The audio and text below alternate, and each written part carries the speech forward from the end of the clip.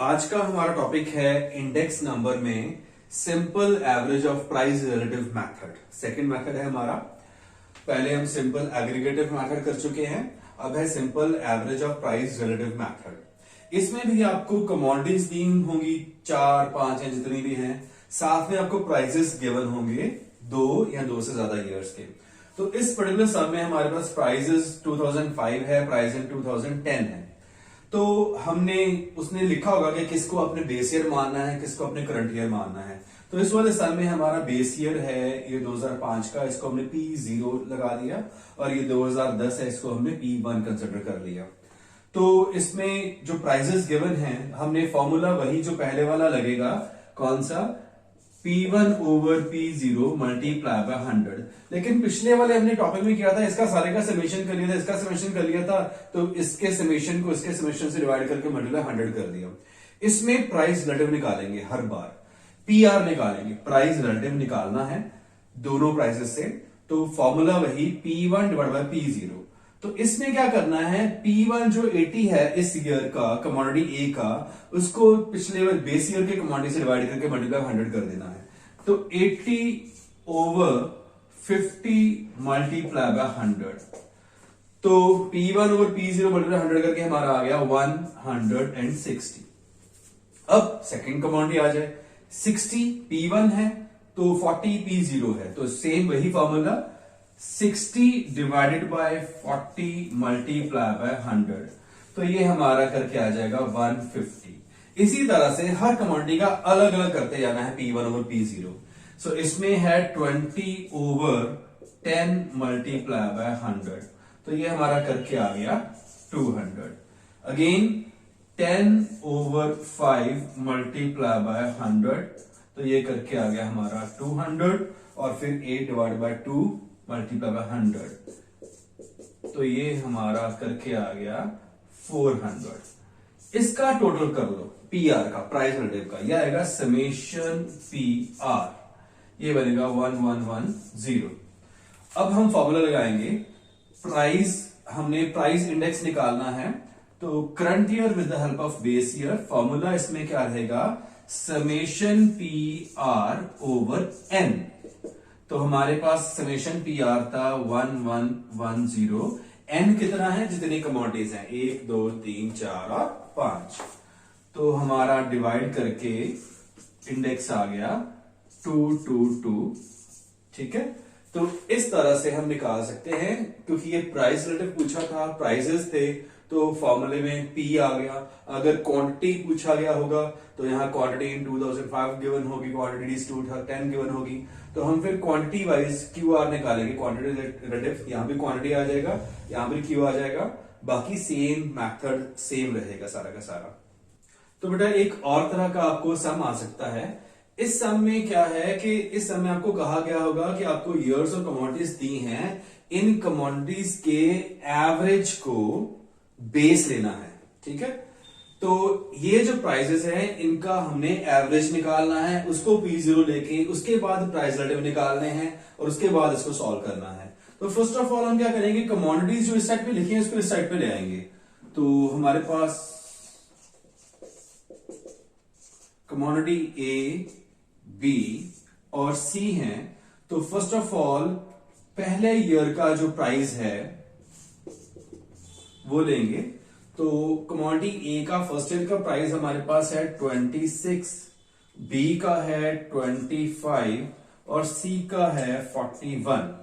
उसके बाद थोड़ी सी जगह प्राइस रिलेटिव निकालने के लिए हम छोड़ देंगे, कमोडिटी 2 पे आएंगे, इसके प्राइस लिखेंगे। तो कमोडिटी 2 में A का प्राइस है हमारे पास 30, फिर 23 और फिर 37। अगेन PR निकालने के लिए जगह छोड़ देंगे। उसके बाद थर्ड ईयर के प्राइसेस की हम बात करेंगे। कमोडिटी A का है 34, फिर 27 और 39। तो अब हमने इसका कर देना है टोटल। यहां पर PR निकालने के लिए जगह छोड़ के यहां पर टोटल लिख देना है। तो 26 प्लस 30 प्लस 34, तो हमारे पास ये टोटल करके आ जाएगा 90। उसके बाद 25 प्लस 23 प्लस 27, ये टोटल करके आ गया हमारे पास 75। फिर 41 प्लस 37 प्लस 39, हमारे पास टोटल करके आ गया 117। टोटल निकालने के बाद इसका हमने एवरेज निकाल देना है। तो एवरेज के लिए, क्योंकि तीन हमारे पास कमोडिटीज हैं ए, बी एंड सी, और इसके लिए 90 डिवाइड बाय 3 कर देंगे तो हमारे पास एवरेज आएगी 30। उसके बाद 75 डिवाइड बाय 3 करके हमारे पास एवरेज आ जाएगी 25, और उसके बाद 117 डिवाइड बाय 3 करके हमारे पास एवरेज आ जाएगी 39। अब हमारे पास ये P0 बेस आ गया, अलग अलग कमोडिटीज का, अलग अलग ईयर का। तो फर्स्ट ऑफ ऑल ये P0 हो गया कमोडिटी ए के लिए।